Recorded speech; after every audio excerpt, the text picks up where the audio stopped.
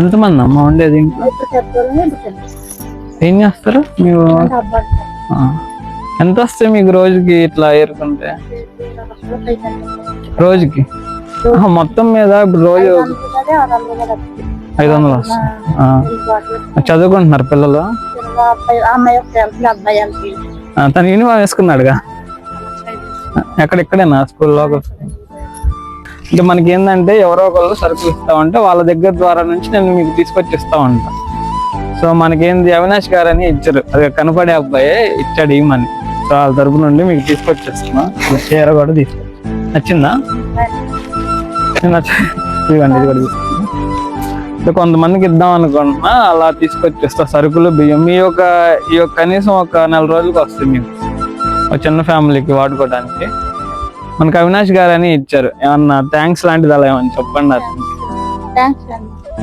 సరేనమ్మా.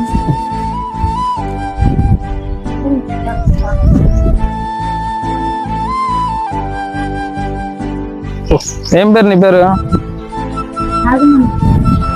పేరు చెప్పు. సిగ్గుపడతాడా? సరే బాయ్ చెప్పు.